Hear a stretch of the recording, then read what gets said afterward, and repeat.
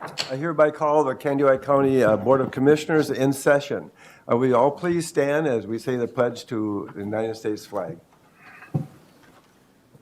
I pledge allegiance to the flag of the United States of America and to the republic for which it stands, one nation, under God, indivisible, with liberty and justice for all. Well, good morning, everyone. Hope everybody had a good, long 4th of July weekend and enjoyed the hot weather and probably had some lake time or whatever. I would like to start off today with the approval of the bills.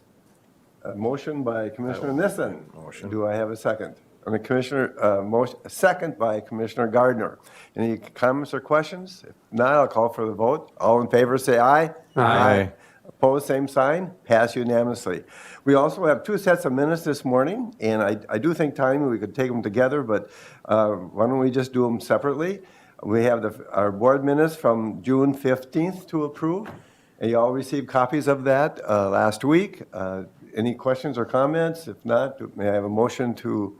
So move, Mr. Chair. A motion by Commissioner Amdek to approve the minutes from June 15th. I'll second that. A second by Commissioner Anderson. And at this point, I'll call for the vote. All in favor, say aye. Aye. Opposed, same sign. Pass unanimously.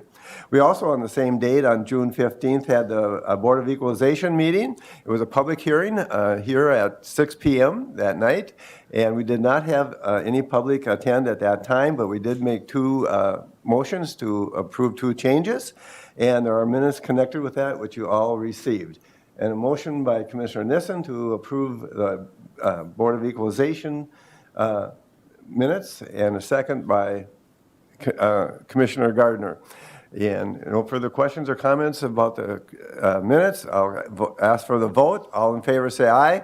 Aye. Opposed, same sign. At this point, I'd like to call Administrator Mr. Kleindahl, and the first agenda item is about Hot Creek.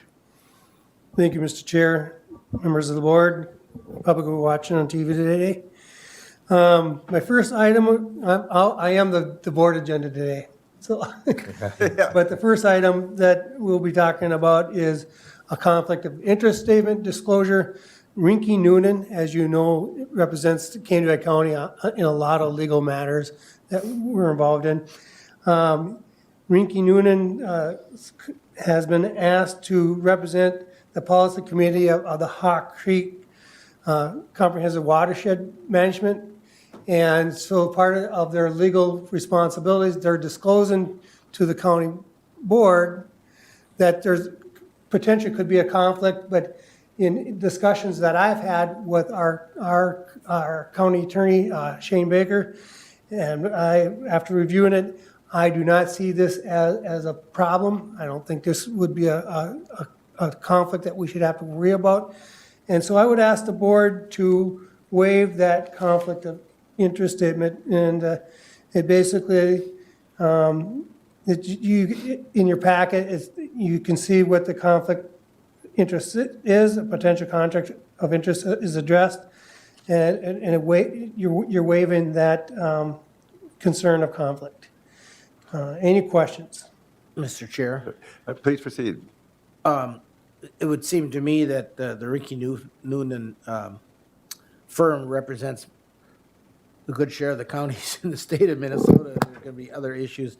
In my experience in Crow River One Watershed One Plan is that I don't really see that there would be an issue or a conflict with that. And I think there's a provision here that in case something does arise, they can resolve it. I would move on the is it a resolution?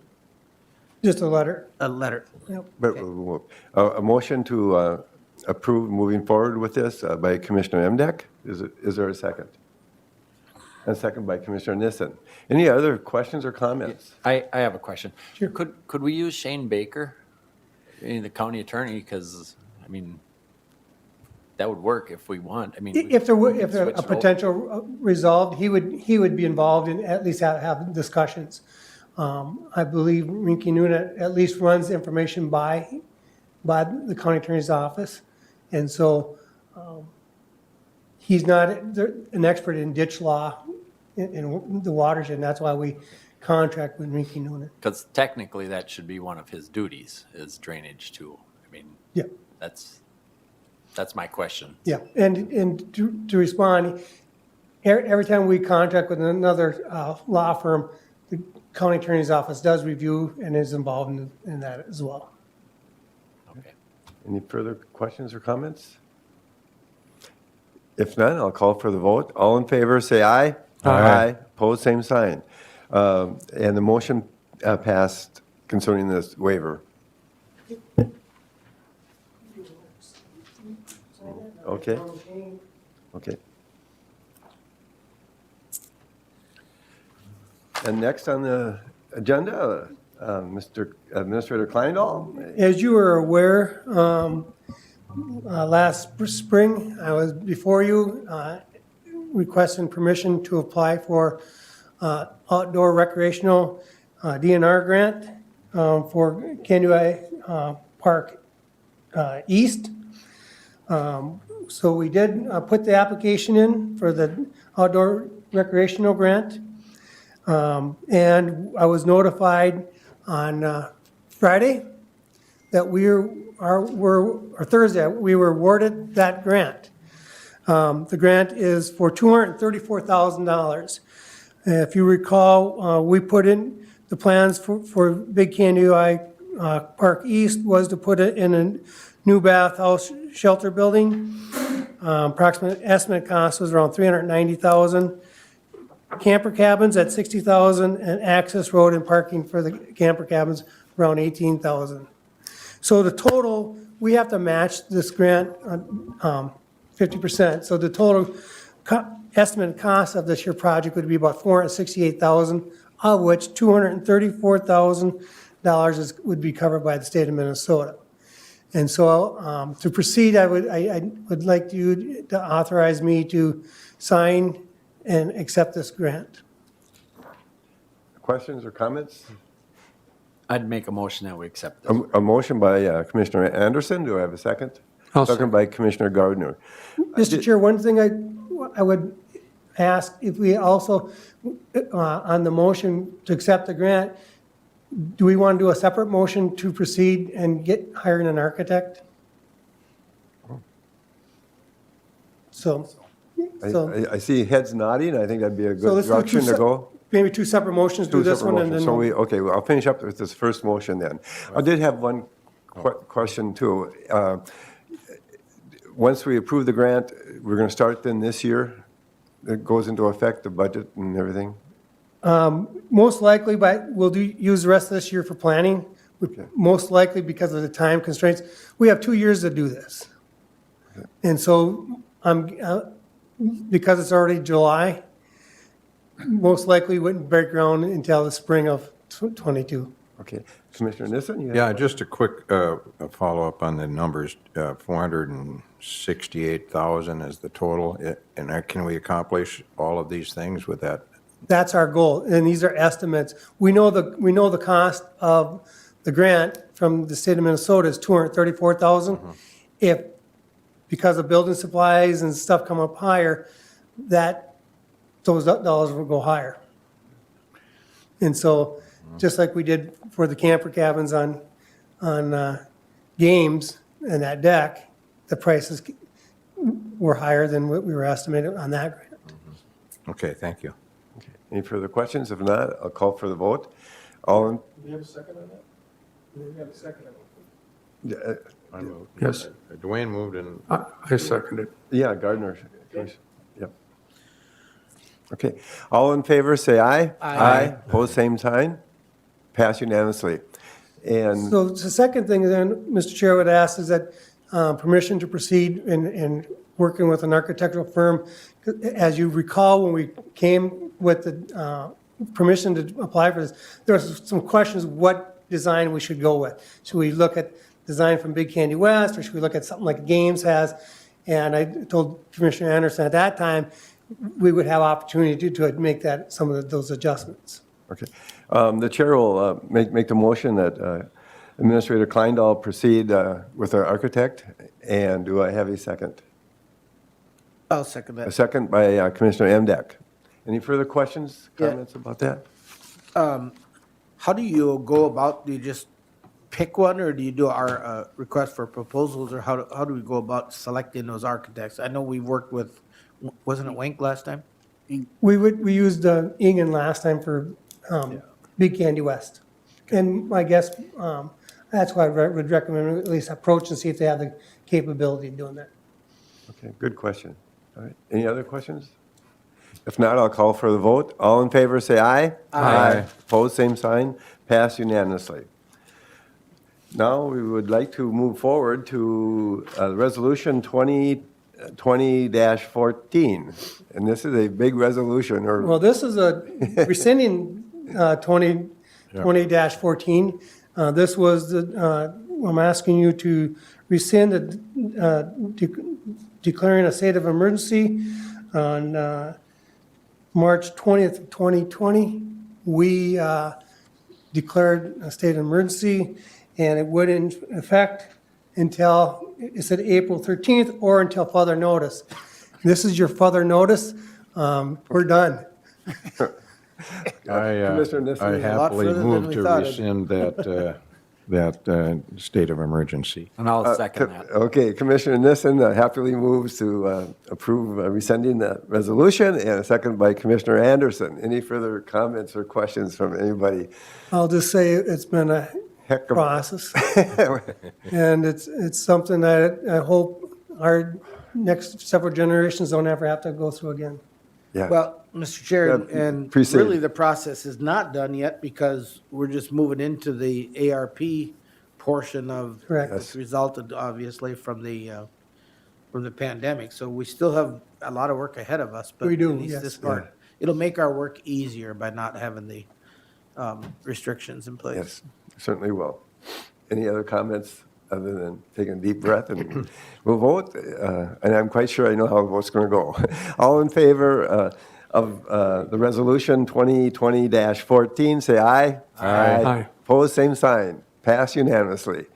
Okay, Mr. Kleindahl, please proceed, if you would, with Commissioner's compensation discussion. Yes. So, there's been several conversations throughout the years about what is a meeting and when should we be putting in per diems and stuff. And so for the public who's watching, so the commissioners and stuff, they have a base salary, and then when they go to the meetings that they're assigned to, and each January we do a reorganization, and we try to schedule out a fair way to divide up all the committees that the commissioners are on. Oftentimes, I think people don't understand is they think your only job is just to come to these meetings. What they don't probably see is that every day, almost every day, you're at 1, 2, maybe some three meetings. And so, in addition to these your duties, you get currently you get a per diem for attending those committees. Get 1 per diem per day. What I would like to have a discussion on today is looking at a way to make our accounting and administration of these a lot easier. And so instead of doing a per diem, what I did is I looked at the last 6 years of what commissioners were put in for per diem. I averaged it out, and I thought, instead of having you guys turn in monthly sheets that we have to go through and look what meetings you went to and stuff, why don't we just take that and add it to your salary? You're not getting an increase of pay. We took what you're currently averaging getting already from the past 6 years, and we would just call it a salary, and you would not get a per diem. So that's the discussion I would kind of like to start today. You'd still get your mileage, you still get your meal reimbursements. And then I think one of the things I put in the handout is, again, we want to try to divide the committees equal as possible. We want to have you guys talk about, if you do attend another committee that we get per diem, what is your role? Should you be taking that, or should that money come back to the county, or should you just refuse to take those? And this way, everybody's consistent on that stuff. And I think one of the things I'm trying to do is make it easier for you, make it easier for our staff, Mark's staff. There's a lot of touching the same paper over and over to make things happen.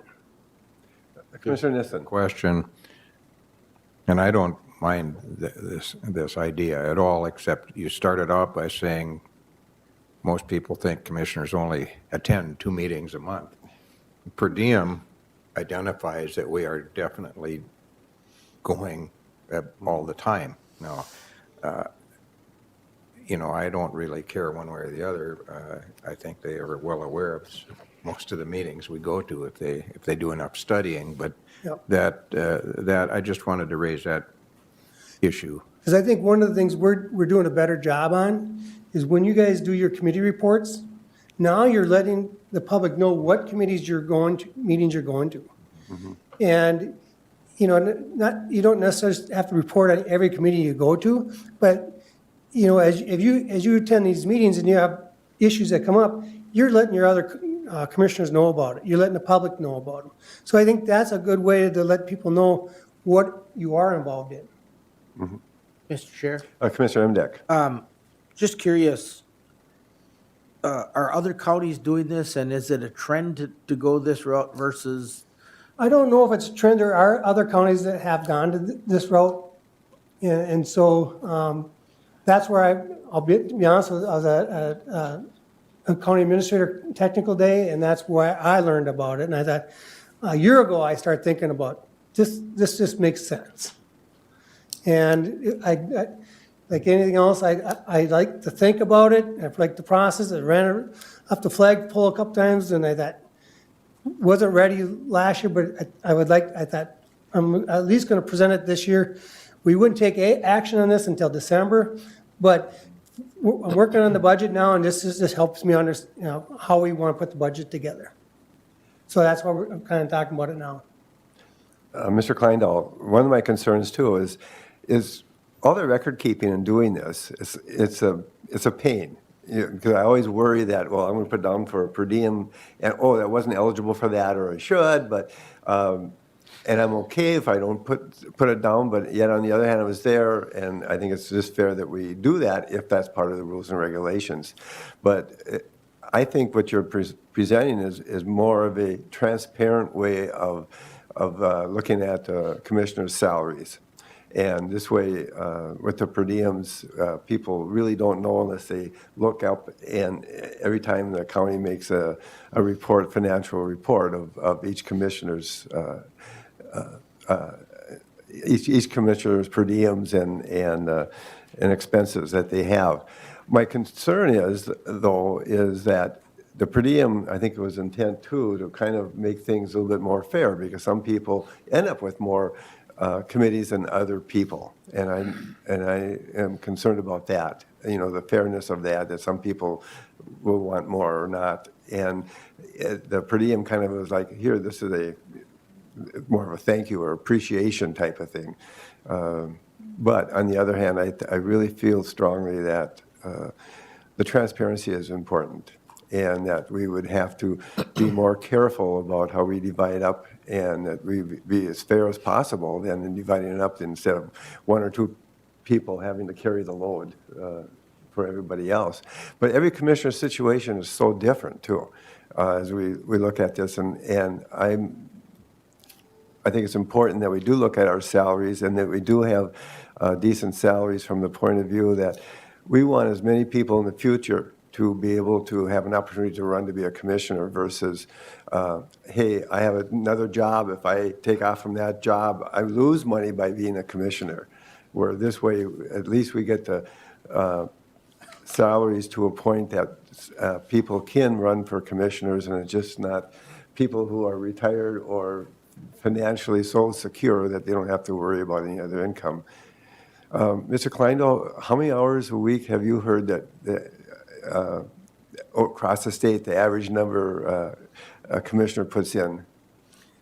Across the state, I'm not sure, but I would imagine, I know what, in my 16 years of being an administrator, I think most of the commissioners put in at least 25 to 30 hours a week.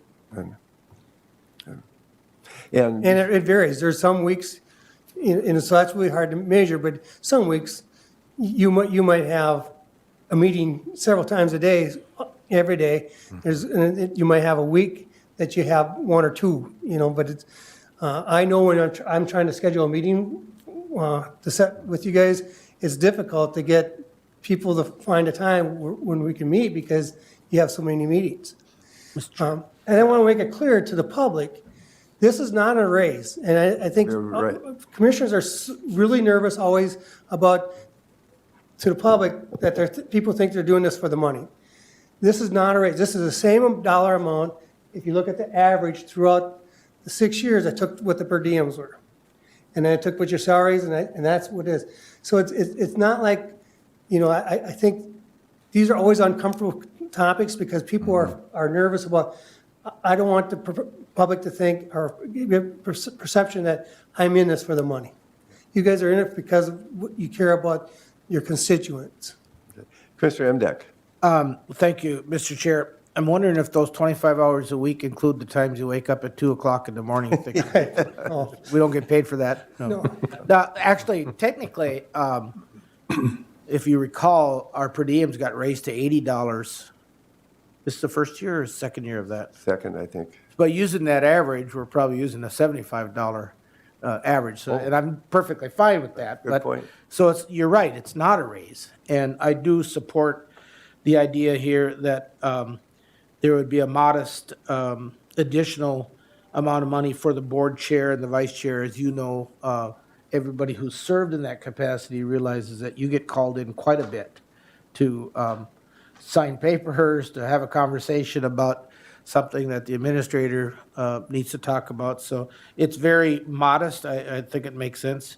And the other part that I know that the law would probably still require that we do this in our last meeting in December every year. correct. But You have to set, for elected officials, you have to set your salary prior to the beginning of the start of the next year. You can't raise it during the year. even though we would go to a salary here. So Yes. the Even though- idea of having some consistency with the COLA that the staff gets makes sense too. I know that we went for a period of time, I think Harlan said in 6 years, there was never one increase, a cost of living increase, because we were worried about it. But I think consistently, if the staff has got a 1.5% or 2%, whatever it is, it would probably make sense that the commissioner compensation be changed to reflect that as well. So I'm willing to, continue working on this if you give me, like, you're interested. If you guys are totally opposed it, we'll keep doing what you're doing, but I just think the risk to you for putting down something that you might not be sure of, I think is more of a challenge than to take this initial step and make it streamline the process. Mr. Anderson. My question, I haven't been chair or vice chair of anything here yet, and I don't know that I really want to be, but because of the extra spotlight that gets put on you, is that $1,000 bonus per year for chair and $500 bonus per year for vice chair, is that enough? Because they have a lot of They responsibility. do, and I just put that in there as a talking point. Okay. Yeah, it's, if you figure by the time you took your taxes and you take $1,000 divided by 12 months, it's less than but, $50, yeah. so- $40, yeah. Mr. Chair, I think when you look at some of the bigger counties like Hennepin, Ramsey, and those, their chair is, maybe 10% of their salary in addition as chairs. What I see this as more as recognition for the extra work, not that it's a fair compensation or attempt to be a fair compensation, but more as a recognition for the additional work that the chair or the vice chair puts in. Yeah, Commissioner Anderson, one of the things is that as we're talking about everybody dividing up the committees equally, well, the chair and the vice chair is the people that I go to on a daily basis to talk about staff issues, to talk about negotiation stuff. If I may add about I think the elephant in the room here is if you're not being paid a per diem, you're getting paid anyway, are you going to go to your meeting? And I think that's in the back of everybody's mind. But we have to trust our own integrity when it comes to that, and I believe that at some point, it will become apparent if you have decided to blow off most of those committee meetings that you're assigned to. Commissioner Gardner. Thank you, Mr. Chair. To Commissioner Emdick's point, I cannot think of any of the people who have sat in these chairs over the last, well, I've lived in this county for close to 40 years now. I can't think of one person here who, A, was ever in it just for the money, and B, who would even dream of abusing the per diem.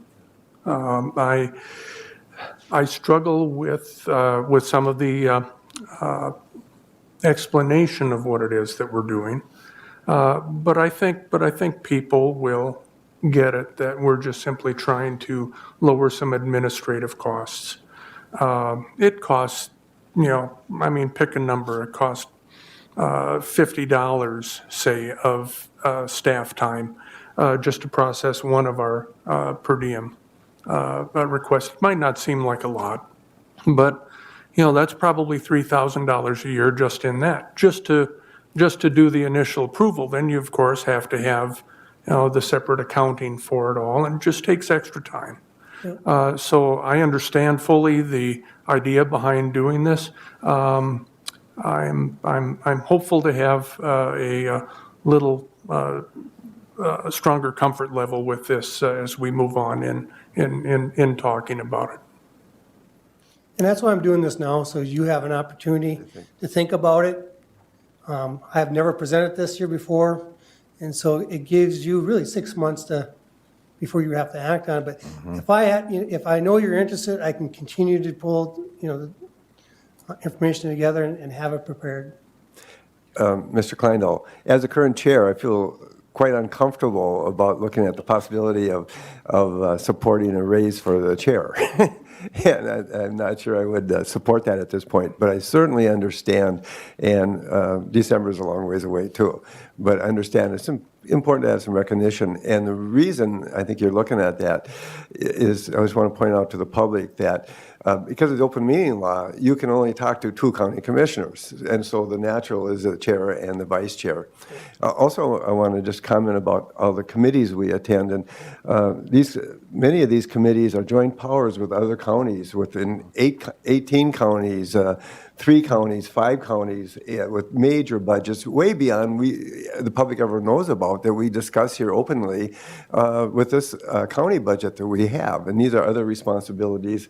And the per diems really geared up for those committees and boards that we're on like that, that we make major decisions of millions of dollars. And I think that's where we're going with this.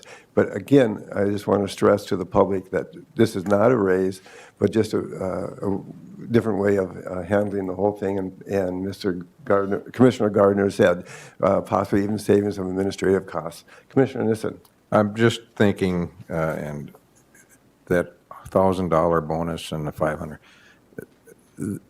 Over the years, haven't they claimed those meetings as per diems anyway?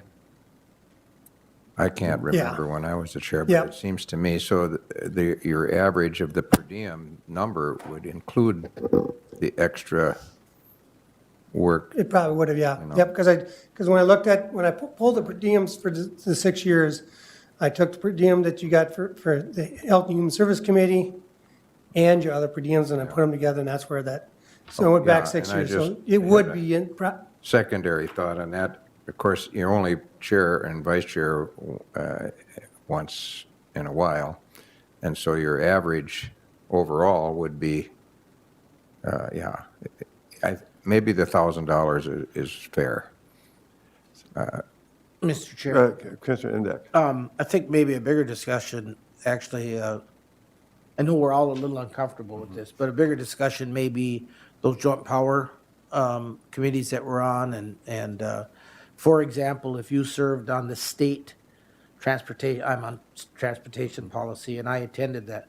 If I get a per diem from the state of Minnesota, for attending that, or from Association of Minnesota Counties, or if you do, is that something we should continue to be able to accept? But on the other hand, if we're on Candy Renville Public Health, is that one that you don't? I mean, those are things we have to think about. Okay. Any other questions or comments? I just want to point out too, we're talking about meetings, and we have, I would guess we have at least 15 to 17 to 20 committees. Some people Yeah, have. we could add that up pretty quickly and It'd be interesting to see the total committees that there are and what the average is. And we keep talking about those meetings, and they're really important, but actually, that's probably only 1/3 of all the other meetings we attend that we don't get a per diem for, that because of our position as county commissioners. So we're involved in the community quite a bit. Mr. Mr. Chair, I think I added up mine, and when you include the ones that we meet as a whole board, I think I'm on 26 committees, and I didn't volunteer for that wow. many. So, We saw you coming. Well, and I hate to say that, but I think as Commissioner Nissen knowing I'd be the chair then, this year I started out, I gave up a couple of committees to give me more time to do this as the chair. And you got those as well, so. Well, probably we beat this into the ground quite a bit already, but good discussion. I appreciate you allowing me to bring this forward. From what I'm hearing, I think this is something that we'll probably bring forward back in next December, and present this as an option and move forward. Well, thank you for bringing this forward. And at this point, I'm just gonna change your names, oh, so just so you know when you're talking about raising. oh, yeah, no, okay. That was him, right? Very good. We need a little bit of humor with this heavy conversation. All What right. did you put on there? It's still here. No, I know you had two of them. Oh, I have. Oh, yeah. Oh, right. Because when they pulled your mic out last week, the other one was down in there. Okay. All right. Commissioner Nissen. one last comment, Yeah. and that's the rotation of committee assignments. That sounds good on its surface, but you develop a little bit of better knowledge if you serve on a committee from just instead of 1 year and then be on a completely different committee the next. That is going to take a little more thought on my part anyway. Yep. Because there's a lot to learn about each of these committees, and some are more complicated than others, so. Sometimes it takes the full 4 years of a term to kind of get knowledgeable. And I think of you being on Prime West, a very complicated committee. And I think they have revenues around $1 billion or something. I mean, Yeah, that's that's a big major budget. decisions you're Yeah, making, and huge. very complicated when it comes to healthcare.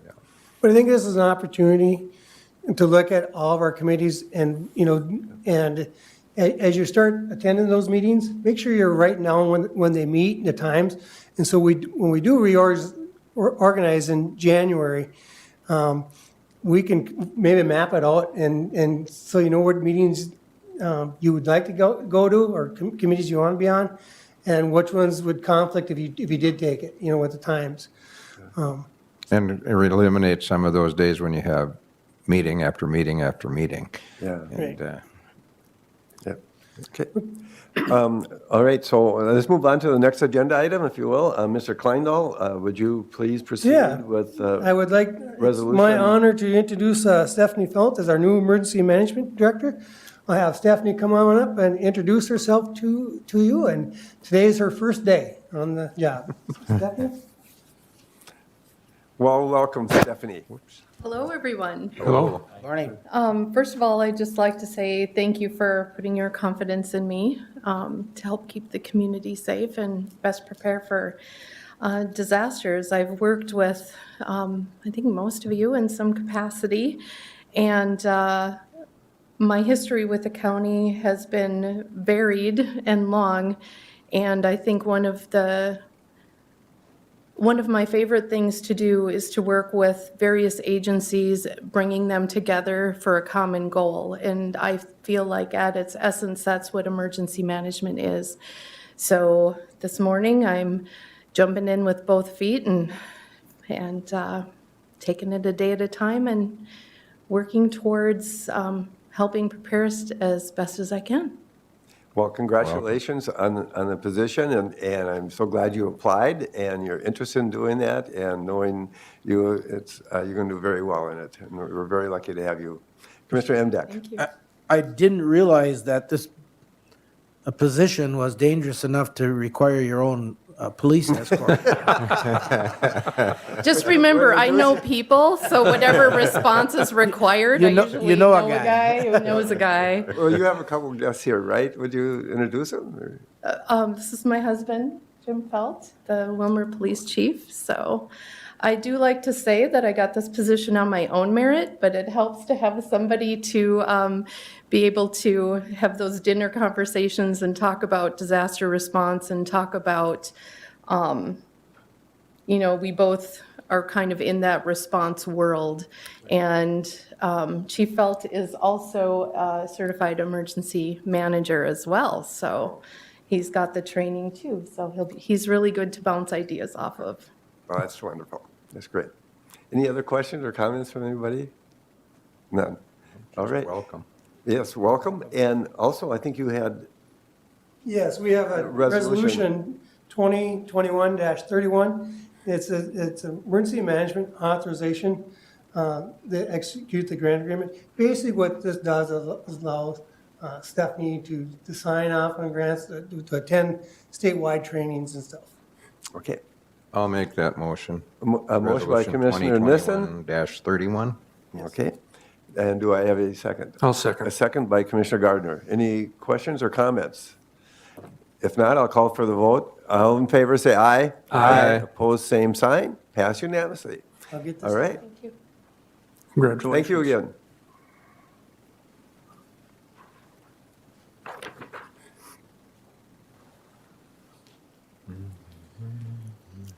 Right now, and next, Commissioner, or Administrator Kleindahl, I'm always talking about commissioners here. Administrator Kleindahl, would you please proceed with Ducks Unlimited notification of some land acquisition? Yes, this is from information only. Received a letter from John Snyder from the Ducks Unlimited. It says, "Dear Kennewick County Administrator Larry Kleindale and Whitefield Township Clerk, attached, please find a formal letter of notification regarding a pending land acquisition in Whitefield Township, Kennewick County, by Ducks Unlimited, using this outdoor heritage fund appropriations for prairie and wetland restorations and transferred to the DNR. This letter of notification is required by the state of Minnesota. Please share copies of this notification with your county board, and that's what I'm doing today. You received this letter in your packets, and so that's all this is at this time is for notification. Okay, thank you. And now for the important ARP, American Rescue Funds Mr. update. Chair, I don't, may I? Yeah, please proceed. I don't know how long this conversation is gonna go, and we're quite a bit ahead of schedule. Should we take a short break here? Because there won't be a lunch place open if we wrap this up in the next 10 minutes. Oh, okay, I gotta make a phone call too, if okay. it's okay. Let us take a 10-minute recess. Okay.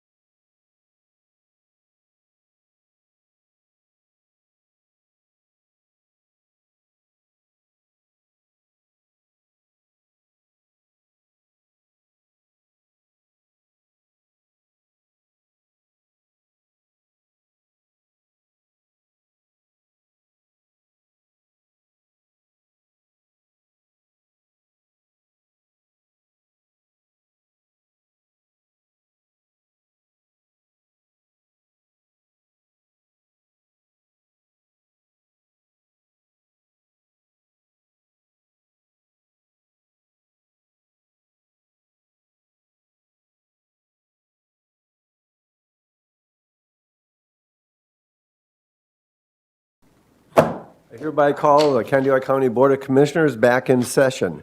Administrator Kleindahl, would you please proceed with the ARP funds update? Yes, as you know, from our work session, we've been working on an American Rescue Plan.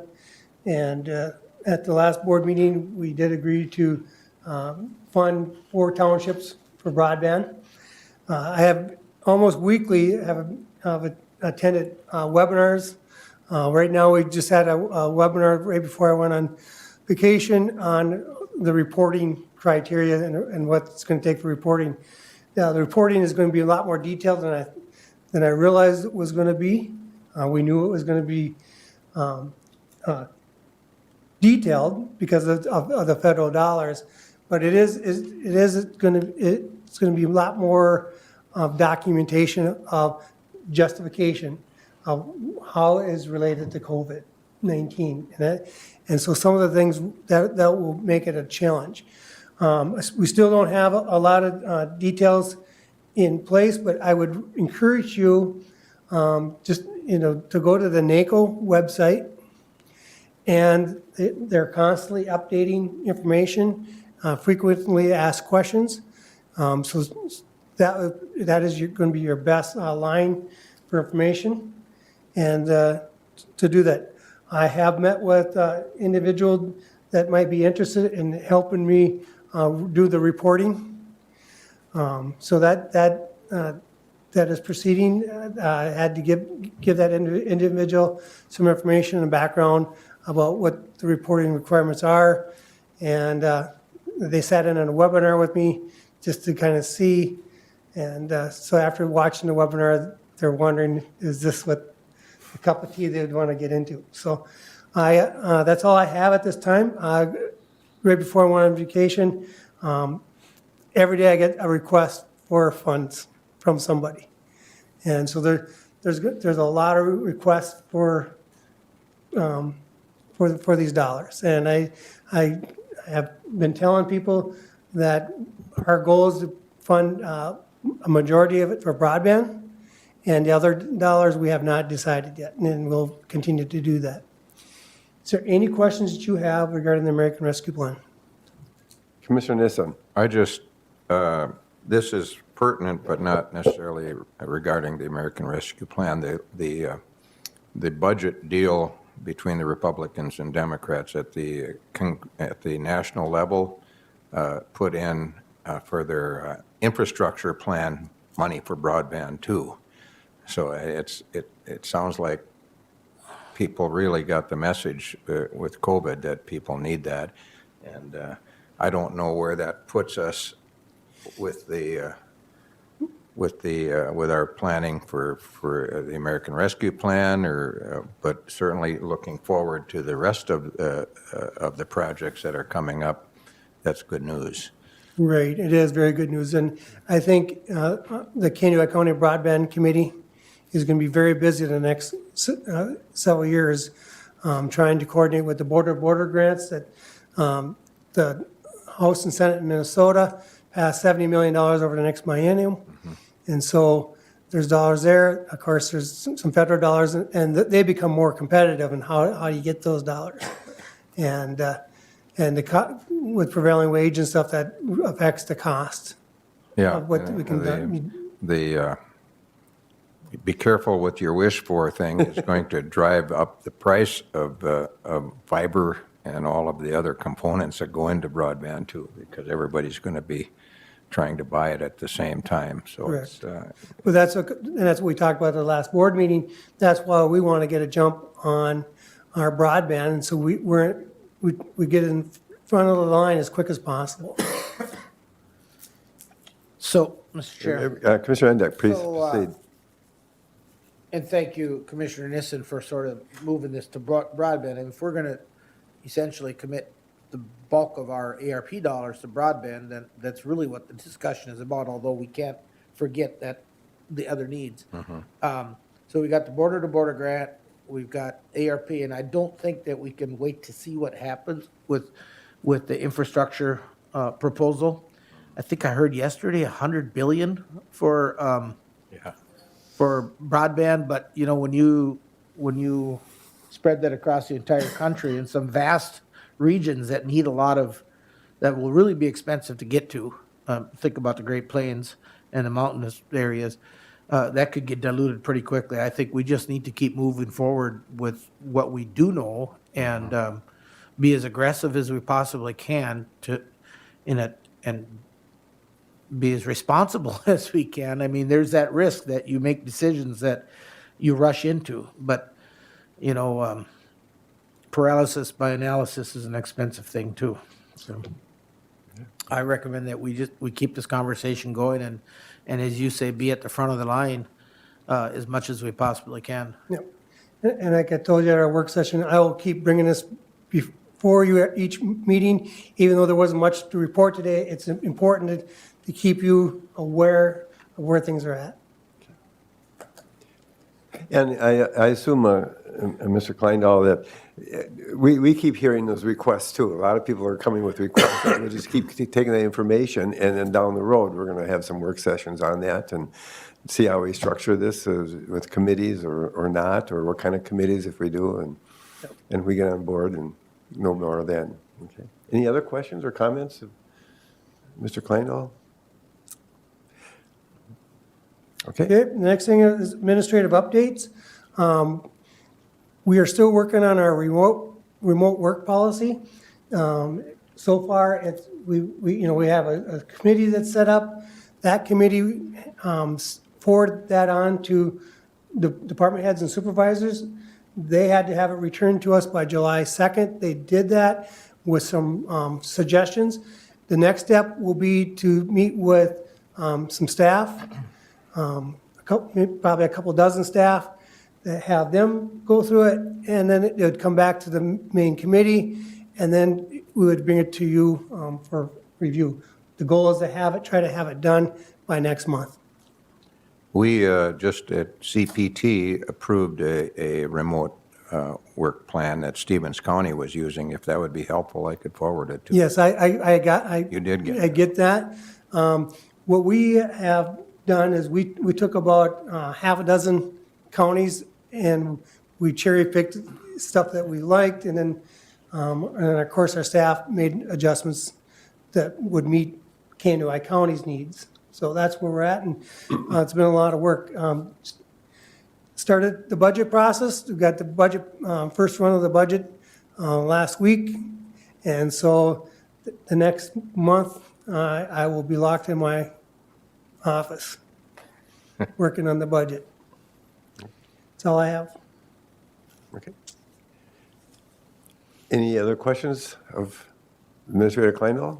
If not, let's, anything on our calendars or appointments? None?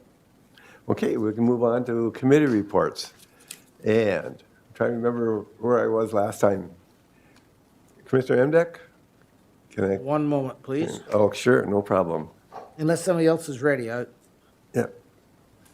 making a note. Commissioner Nissen is always ready, I think. I'm ready. Okay, For please once. proceed. All right, I had a meeting at the Southwest West Central Insurance Cooperative Advisory Committee. We didn't drive all the way to Marshall. We had a Zoom meeting, of course. But one of the things that I wanted to make everyone aware of, and I know that Larry is already aware of this, but the pool is going away from Blue Cross Blue Shield into Medica. And that, of course, will make some folks nervous, but I did look at their wellness offerings, and they're as good or better than Blue Cross Blue Shield were offering. He did warn us that Blue Cross Blue Shield is going to be very aggressive in trying to keep as many of their customers as possible. So, who can blame them? That's the way life is. They did lose 4 groups, but they got 2 new ones already, and they actually gained members. So first looks like it's being accepted, although we haven't brought it up yet to our people, I don't think. The director, and I don't know how long he's been there, but he retired June 30th, and so we're working on with a part-time. He's working part-time, and they're trying to get a contract with a full-time director down there. the policy committee for the Hawk Creek watershed, and they call it something else, I can't recall what their designation is, but they did submit a draft plan to Bowser for their One Watershed, One Plan, so that's moving along. Woodland Centers, and this is going to come up again, but they have a critical shortage of clinicians. It's causing some problems as far as doing business. You can expect to see additional payroll expense to bolster the staff that's there, and also to recruit, easy for me to say, new staff, so that we can keep what we have and fill some of the positions that we're having. And it's all about the money that's getting paid now because of the $15 an hour signs up all over town, and the fact that everybody's having trouble finding staff.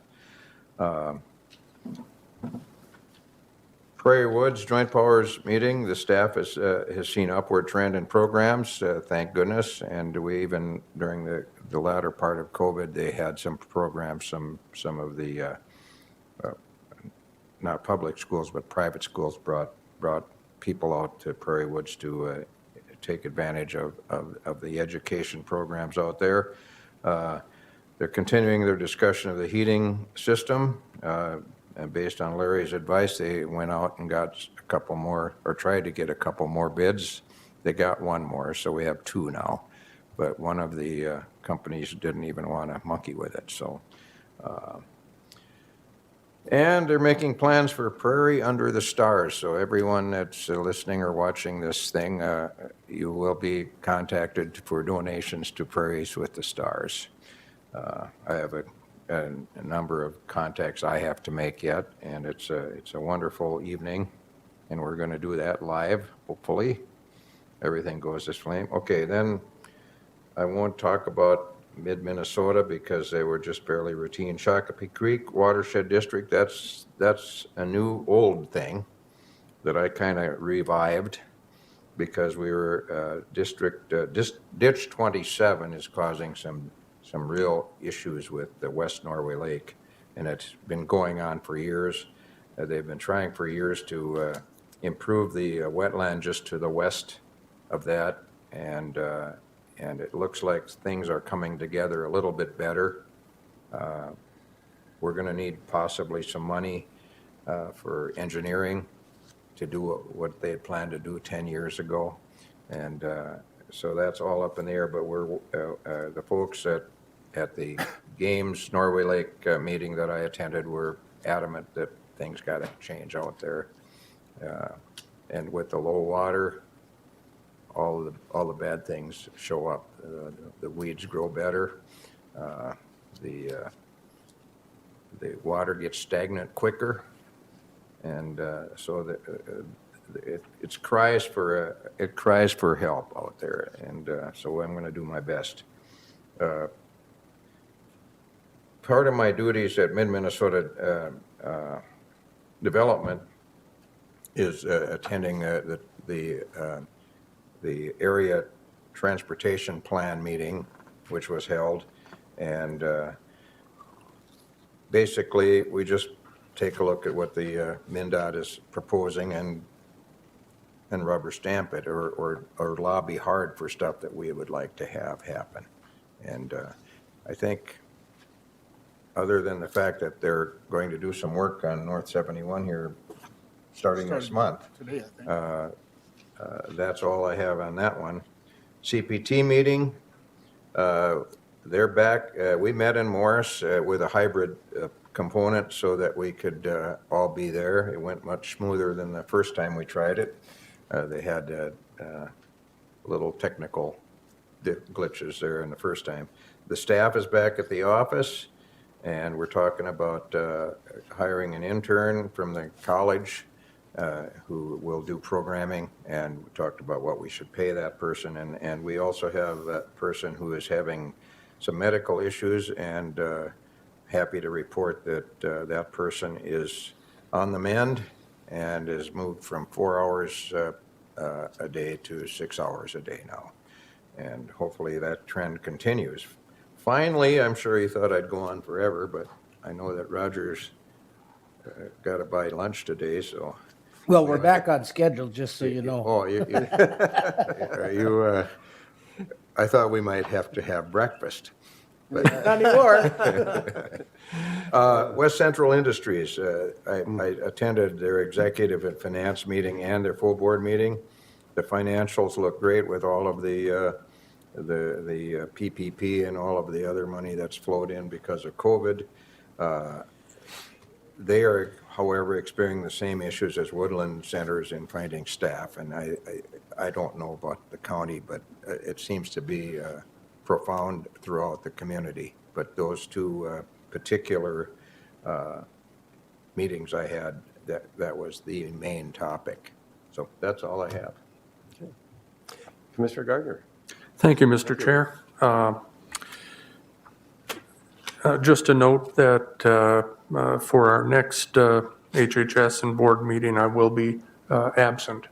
Have some medical appointments out of town that day and the following day for a procedure. I was able to help out the shelter, animal shelter a little bit, and drove the shelter van in the Spicer Parade on Sunday. That vehicle is rightfully near its life's end. And so the board has approved purchase of a new to us panel van. And if anyone wants to help with some funding on that and get some recognition, there will be space available for business logos and that type of thing. That's something that the shelter staff is going to be handling, and there's going to be more details to come on that. Central Minnesota Jobs and Training, Joint Powers Board that I sit on. I wanted to bring this to my peers here today. There was a proposal by DEED to severely defund the dislocated worker program by some 41%. They wanted to be able to use some of those funds elsewhere, primarily in the 7-county metro. It would have been a severe impact to all of the different organizations within the area. There's some concern that I share that Commissioner Grove is not particularly supportive of jobs and training services outside the 7-county metro. And we see that in that DEED is trying to end or break some leases at outstate workforce centers. I'll be monitoring this, and I hope that there will be some conversation going forward about the importance, particularly in outstate Minnesota, which has not fully recovered from the effects of COVID, and we're still now more than ever need the local workforce centers to help people get back to work or gain new skills. Sat in on the State Community Health Services Advisory Committee. Commissioner Malcolm was there and spoke. There was discussion regarding the effects of COVID on Minnesotans in general. And it was shown to us by region and by census tract, according to what's called a social vulnerability index. And basically that means that these tracts that are highly rural and or highly diverse have fared worse, and there are more social concerns for mental health impacts going forward within those areas. I happen to represent District 2, which contains the single poorest census tract within Candy-Ojai County. And visiting with the community folks that I see, this is going to be a major concern for us going forward. Having some conversations with those folks, and I think it's going to be incumbent upon us as commissioners to learn and understand what some of these impacts are going to be, and how they might impact our future discussions regarding the balance of ARPA funding that we will be receiving.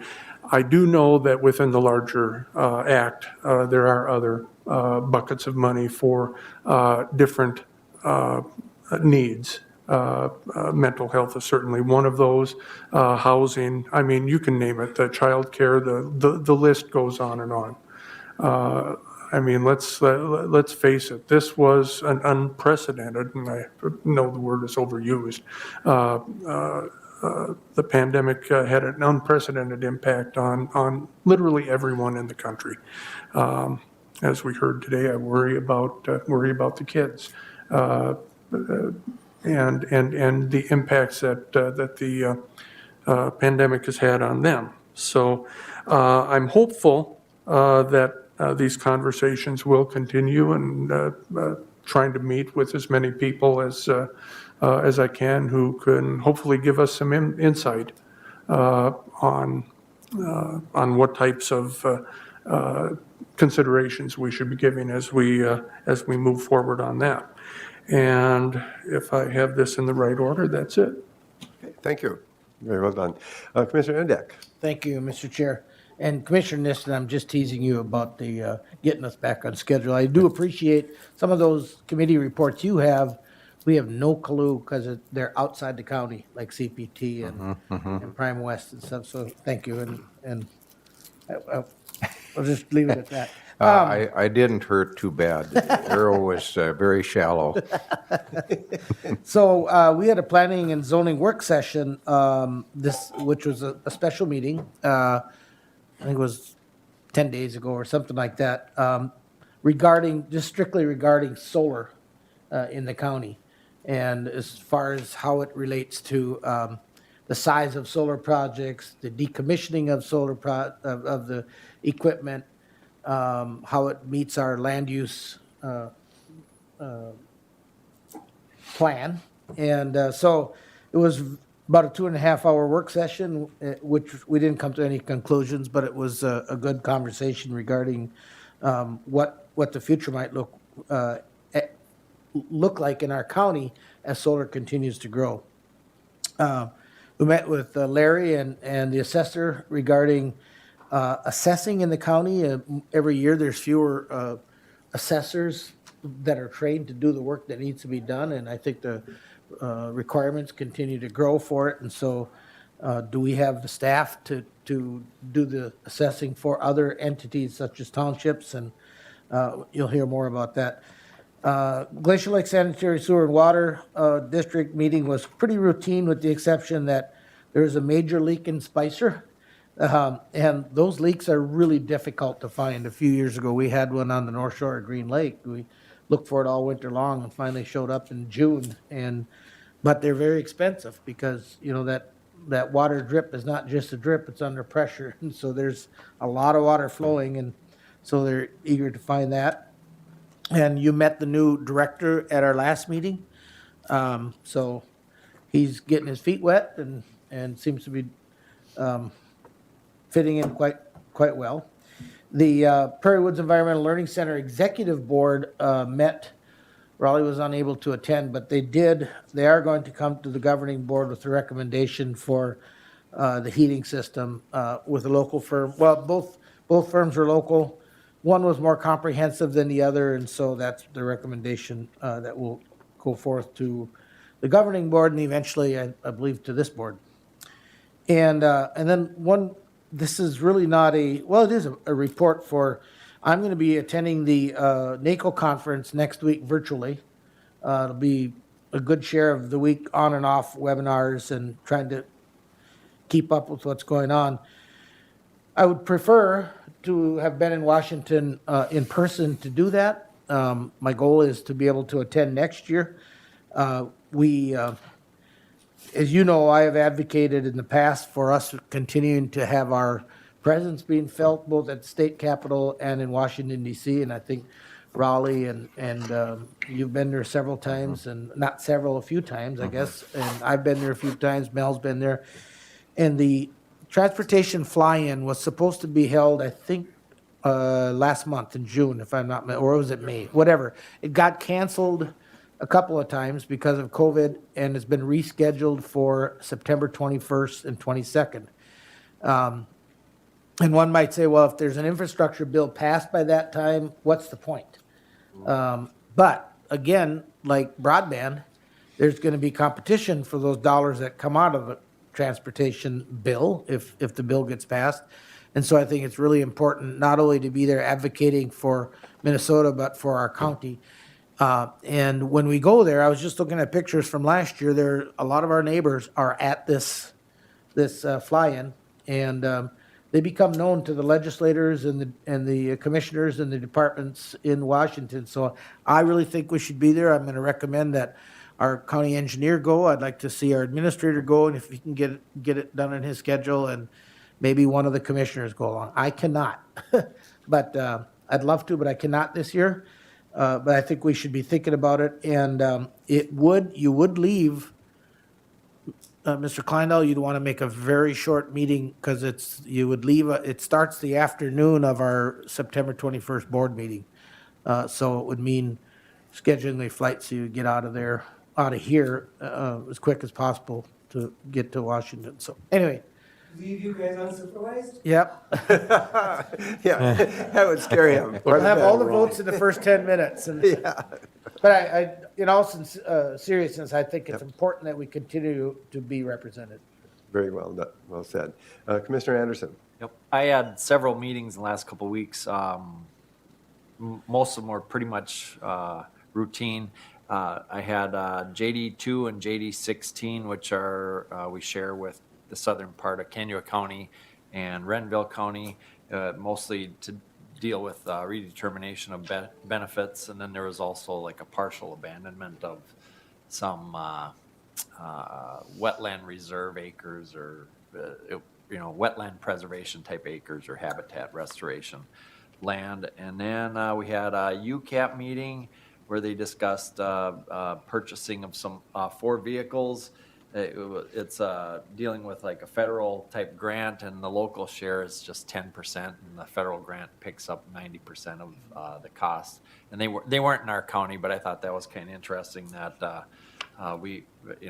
counties only have to pick up about 10% of those. The problem is locating vehicles during this time. Everybody knows that right now there's chip manufacturing issues or shortage.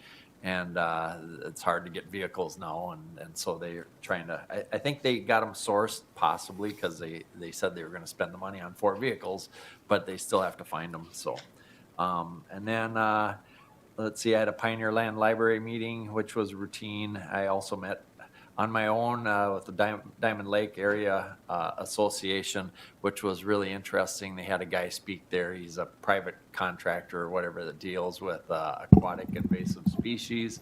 And I learned that even though they say zebra mussels clean up a lake, they do not clean up blue-green algae, because blue-green algae is actually a cyanobacteria, and zebra mussels don't eat it. So you will still get algae blooms in lakes that have them right now. Let's see, one other thing. We attended on June 22nd, I went to a Minnesota Multi-Housing Association meeting down in the lower level here, and Larry was there and a couple other people. And I learned a lot. I went there just not really expecting to participate. I just wanted to go there to learn a little bit about what they were actually going to talk about, and it was quite interesting. We learned about how you have expensive houses in the area, and then you have some cheaper houses, but you don't have the in between that really attracts the middle class working type people. And then also there's other issues with people that need a house, the lower income people. Trying to afford houses and trying to build them, but then we have to pay prevailing wages in some instances, which makes the houses unaffordable again, and basically unaffordable for the counties to build them, and with the grant money, and then unaffordable for the people that want to buy them. And then the other thing, on a personal note, I went to the former chief deputy auditor's wake. I know several of you other commissioners and people in the county here went. And she was a great resource. I didn't get a chance to really know her as a commissioner, but I dealt with her over probably 25 years as a township supervisor. And I over that period of time, I got to really trust her because she was great as far as an election judge trainer. And she's going to be a resource that we're going to really miss. And she was a great lady. So that's basically all I have. Well, thank you, Commissioner Anderson, and Corky. Commissioner Nissen. Just wanted to kick in one idea. I thought maybe Roger would bring it up, but you all got a letter from Great River Energy. Yeah. There's going to be an open house on Thursday at Peace Lutheran Church in New London, 4:30 to 7, July 15th. And it's probably missed that when we're supposed to talk about appointments, but Good. I'm glad you brought that up. I had it here too, and I forgot about it. yeah. Thank you. And Commissioner Anderson, your comments about, and several of us attended Kathy Peterson's funeral, and that was quite an experience. She's certainly going to be missed, and she was one class act. So I'm glad you brought that up. And we all think about her and her family now as we go through this. I had a meeting with the Prairie Lakes Youth Program, and as we talked earlier, I think Commissioner Nissen mentioned, or some other people mentioned as well, about finding employees, and they're having a hard time finding employees. So they are now hiring, and if you, to qualify, you have to be 21 years old or 19 and enrolled in a college class or in the field, a driver's license and a background check. So it's a job that is a unique job. Basically, it's a big program. I think there's approximately 85 employees, and they provide a continuum of care of providing services to at-risk youth in settings including secure, non-secure, and group home programs. And they focus on teaching skills to these young kids, and they have multiple positions now open, so as well. And as Commissioner Emdek, I think you mentioned that we had a meeting with the assessor's office, and they need some employees. And as we know, Kansas County is struggling to find employees to a degree, just like anybody else in our community. The businesses are really struggling, and I encourage people to look at our website for job postings. Yeah, we have some very good jobs, and it's a great place to work. I'm not going to go into too much more detail about Prairie Lakes Youth Program. Holly Booth is the new administrator of the program, and she's going to be coming to our next board meeting and is going to be introduced to the board, so you all get a chance to meet her. And I will probably go in more detail about that program since I'm on that committee. It's struggling financially to a degree. We're starting to see some pickup in admissions, and looking at programming and making some changes there, but also needing some upgrading. Not much money has been put into that program over the years because of financial situations that we had. So now, if we can get stabilized, we do have to somehow make the facility more, let's say, friendly, instead of something looking like a jail from years ago. And so we need money to do that, and we're looking at ways of how can we do that without putting a lot of money in. Even just the right kind of paint can make a big difference. I attended EDC, or Economic Development Center's Elevate graduation, and you probably all read about that in the newspapers and the media, and it was an excellent program, and it was their first, and it was a very detailed program that they produced for new people that are wanting to go into business, and they had all these different scenarios about how to negotiate, how to hire, and how to provide customer service, and of course budgeting, and all the complication of being a private, your own private business. And we have 4 graduates, and they were excellent, and they were very excited about that. I attended AMC, had a Zoom on last Thursday about the legislative updates, and I think Commissioner Anderson was part of that, and Roger was as well. And we haven't had much discussion about that, but my gut feeling from that and what I read is that things came up better than I was anticipating. I don't know Anybody else's interpretation of that at all? One thing I was going to bring that up, thank you for reminding me,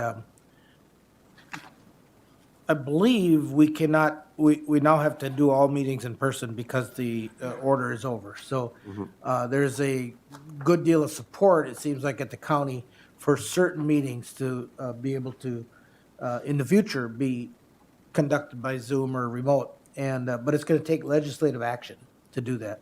So we'll probably hear more about that at the fall policy conference. Good point, good point. And I had some meetings, I'm the chair on the CCT transportation program, and had several meetings concerning them and purchasing some vehicles and concerns that they had in case the state government closed down.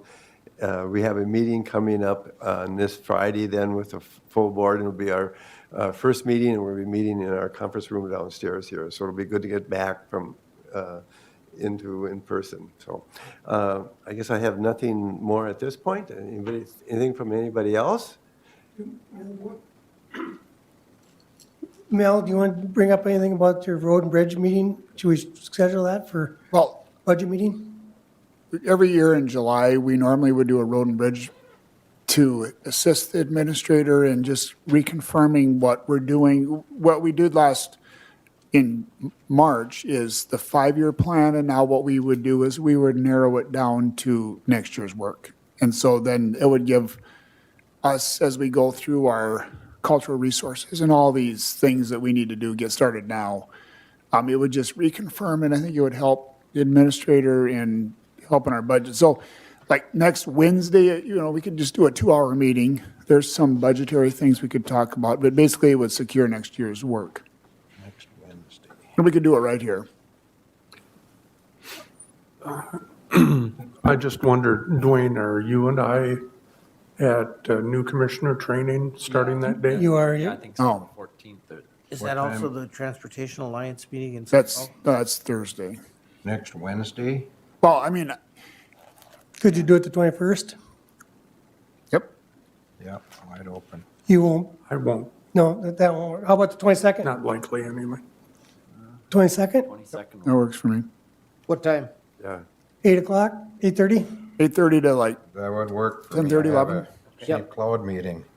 No, EDC Joint Powers meeting at Yeah, we got 11:30, EDC. but we But should. we should be done in 2 hours, 10:30. Yep. Be fine. it would be secure the budget, and then I would also like to discuss some of the co-op agreements that we have coming up with other agencies. What hour did you say, Mel? Like 8:30 or to 10:30. 8:30 I mean, I could do 8 o'clock, but I'm just thinking for logistics. for us old guys? I'm fine with 8:30. Present company. Funny how you would. Yeah, okay. So The 22nd. 22nd. 8:30, okay. I have a question for Mel that has, how about the work that Dover Township is going to do? Is that going to happen in July? The work? The Dover Town, this Three Fingers Sawmill, We had our kickoff meeting last week, and I could give you an update on that. Okay. Maybe it would be the best way to put it. all right. So July 22? And what do we call this meeting, Mel? Road. It would be Road it's and a bridge. road and bridge meeting, and it would be for budgetary You should be purposes. focused on the budget. Yep. And meet here. And we would do it up here. Yep. Here. Yep, right here. All right, well, thank you. Any other questions, comments, concerns we have? So should we do a moment of silence for Kathy? That'd be very nice. Yes. Let's take 60 seconds and have a moment of silence.